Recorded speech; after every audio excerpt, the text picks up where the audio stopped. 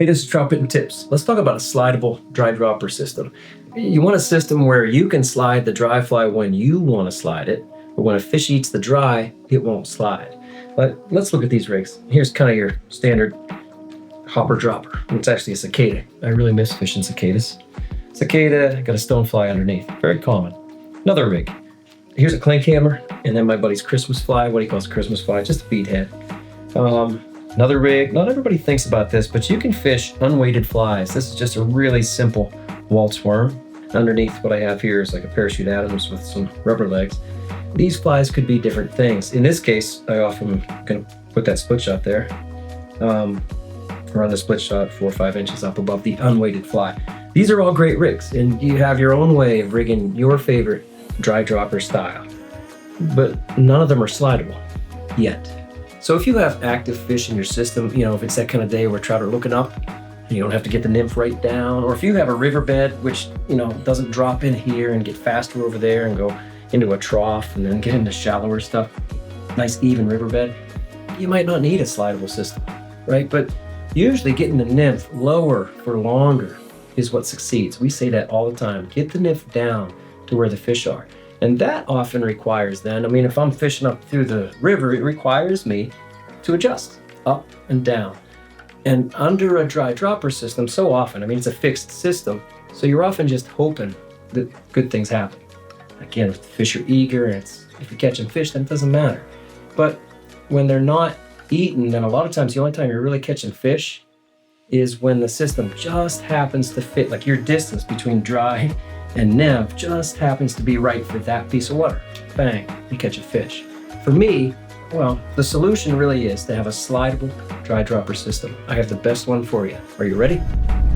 Here we go.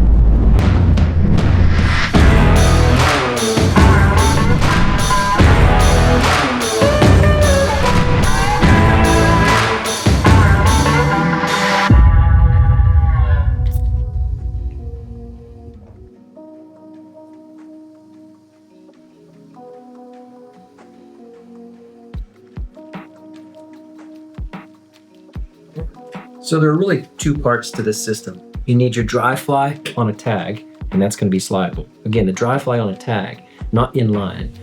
And then the second component is you need a stopper knot. You need something to stop that tag, that dry fly on a tag, from sliding. So you need a good stopper knot. That stopper knot is also slidable. So I published this system back in 2017 to the Troutbitten website. And before that, I worked on it for a couple of years, just trying a bunch of different things, failing a lot, thinking like, oh, this is working really well. And then 2 or 3 months later, I'd start to understand what the difficulties were and why things would fail. That article too has been passed around a good bit. It's been shown in other places. It was published in a magazine, but it was somewhat misrepresented. Like all the components weren't there. You kind of find the same thing on YouTube too. People have other systems for having a slidable dry dropper. For me, again, it needs these 2 components. I really need that stopper knot.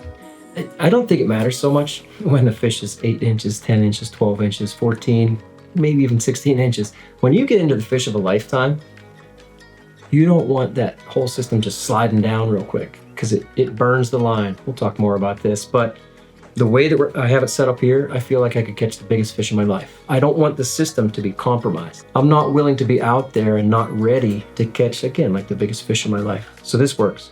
So let's look at the first thing we're doing here. Wherever you want your dry fly, mount it on a piece of line. I'm gonna say 3X. That's as long as you want to be able to slide it. If I want a 2-foot range, then my 3X is gonna be 2 feet long. So I can slide it from here all the way down to there. And I'm saying 3X. You could mount it to 3X, you can mount it to 2X, 3X, or 4X. If you go to 5X and then you start sliding things up and down on 5X, you're gonna have some troubles. Even with fluorocarbon, it doesn't matter. I've tried it. So let's say today, this pink line, so that we can see it, I'm using pink line, that's 3X, right? And that's what we're gonna mount it on. And the other part of the system then is we're gonna create a dropper tag. You could uni-knot this dropper tag around this main line. Just use a uni-knot. We have a full video on all the uses of a uni-knot, and this is a good one. Mount it around here, wrap it 5-6 times, and then you'd have a slidable uni knot around your main line. I'm going to show you this perfection loop, which is what I do more often. The uni knot I'll use for the smallest flies, the smallest dry flies. Part of this system is to allow the dry fly, whatever size it is, to kind of have that flexibility, that finesse on the line. The dry fly needs to look natural or they won't eat it. Now, with this perfection loop, I'm going to run it in behind, wrap it over the top. I'm pinching that, and then I'm going to take this tag and put it right here. Now I'm grabbing from behind through that big loop, and I'm grabbing the smaller loop. And right there, this is important. Josh knows this. I think it was my buddy Jeff Hurt who showed me this. I don't want the loop that big, so I'm just going to pull on that tag until I have the loop as big as I want it, that's pretty small. And then I'm just going to, there we go, now it's nice and tight. And I'm going to clip off the tag. Cool. All right, so I have a dropper loop. I just do these on stream. I know some people are going to have them like in their pocket ready to go, but I just do them on the stream. Not a big deal. Now you understand what I'm going to do. I mean, I know you already see this coming. Around my main line. Here we go. I'm going to put this tag through, right? And there we're just going to tighten that up. And here's what we have. So that'll slide up and down, right? Slide here, slide there. Let's put a dry fly on there. Let's put my favorite cicada pattern on. Grab this. I'll use these again 17 years. Now, I actually might go ahead and chase the cicadas around the country. I mean it, right? So I just had a Davy knot. You use the knot that you like. And there we go. I will say I'm not going to have that tag be 6 or 8 inches. That's 4 inches right there. 3, 4, not more than 5 inches. But anyway, that dry fly then can do what it wants to do. It's got a lot of, again, flexibility, finesse. And here it's mounted in the middle, and then I'm going to reach up, slide it to where I want. It won't move. It won't slide while you're casting. It really won't. But when a fish eats it right now, it very well might move. If this main line is 3x, if this pink line we're saying is 3x or even 4, and then this tag, I should have said, is, I'll usually be 3, 4, or 5x even on the tag, that's fine. If those are your materials, it'll hold a lot more than what I'm showing you here. This slides pretty easily. But with the 3x, 4x, it'll hold a lot more. Then again, when you get that big fish on, it's going to want to slide down. And it'll slide down into your next knot. But I don't want it to, because like I said, it burns the line, damages the line, and you could lose a big fish that way. You'll see it happen. You'll see the line kind of get distressed, burned, whatever we're calling it. I also want to mention that this main line, let's say it's 3x, and then I don't really want to put, 3x to this nymph, this little beadhead nymph. I want 4x or 5x to that. So at the end of my 3x, and you'll see this in the illustrations, at the end of my 3, I'm going to put 5x, 4x, 5x, even 6x with the very smallest nymphs, right? Because I don't want 3x all the way to the nymph. So there's a knot in there. But again, I have this 2-foot range to slide this guy up and down. What's going to keep it from sliding when that bigger fish eats is our stopper knot. So let's do that. So let me show you something. I think if you've been fishing for a while, I think we all have some sunglasses that we don't like anymore. Maybe the lenses are scratched up. Maybe you never liked the lens tint in the first place, like these ones. But I have a solution for you. A company called Tajima offers the best lens replacement technology and service on the market. So I've been working with these guys for about a year. I'm really happy to recommend them. So it's an easy process. Mail in your old sunglasses, they'll send them back to you in about a week with new lenses, your choice of lens tints, all specifically designed for fly fishing. They offer prescription and non-prescription. I've especially been wearing these low light lenses. It's their yellow green 40. Nobody else makes them. High light transmission, great polarization, and I can just kind of wear them all day, keep them on. I don't have to take them off because of low light. So many of the dim conditions that we all love fishing so much, these are perfect. These are really my daily wear right now. So check them out at tajimadirect.com. Great company. They've been doing this for a while. They do it better than anybody else. Don't drop it and send it.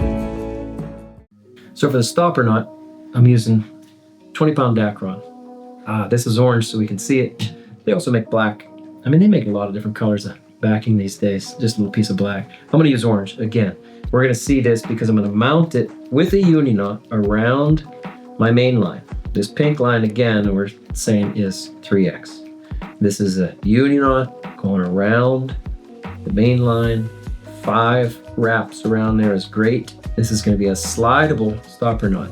I just tied it. It's semi-snug. That's not tight enough. I usually will grab my hemostats, kind of wrap it around there, okay, and pull nice and tight, not just snug, but tight on that.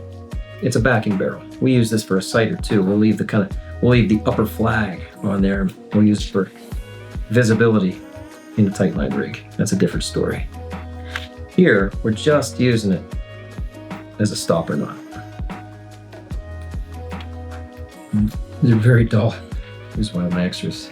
So when a bigger fish eats, again, like 14, 15, 16 or bigger, Josh never catches that size, right? No, you kind of specialize in the 10 inch, sometimes 12. Anyway, it's not gonna pull it down. It's really not. It's not gonna pull it down at that angle like that.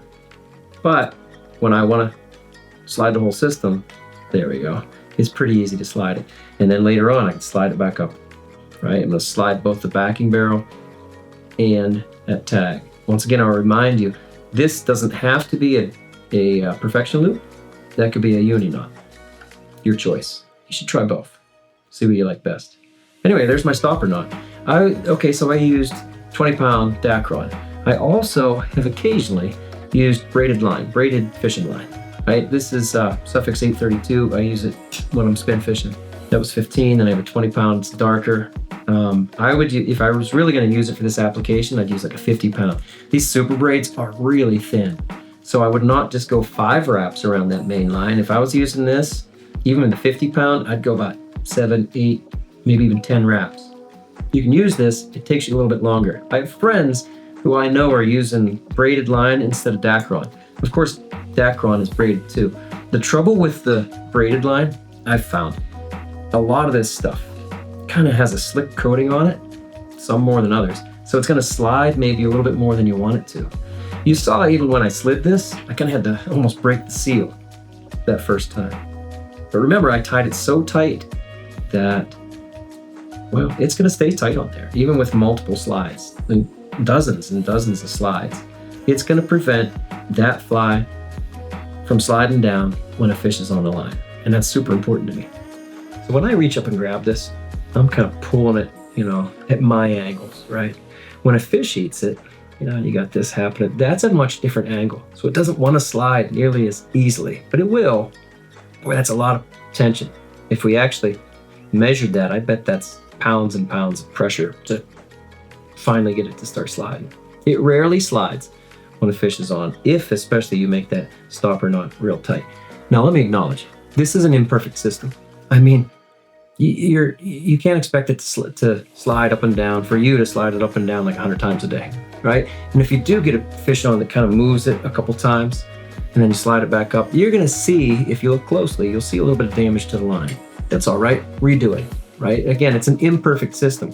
I'll also say that sometimes doing stuff like this, going through all of this, doesn't really save you time. Sometimes it might be easier to just say, you know what, I need the nymph to get a little bit deeper. I'm gonna clip off the nymph, add 2 feet of 4X, 5X, and tie the nymph back on. That might be faster than doing all this. But lots of times, 20, 30 times a year, I use this system because I know I just wanna slide up and down over and over. And I have a lot of confidence in it. It will catch me the biggest fish, maybe of my life. Definitely the biggest fish of the day, biggest fish of the year. Like I said, I have a lot of confidence in it. I think it'll work for you. All right, that's about it. That's all I got. Fish art. Have fun out there.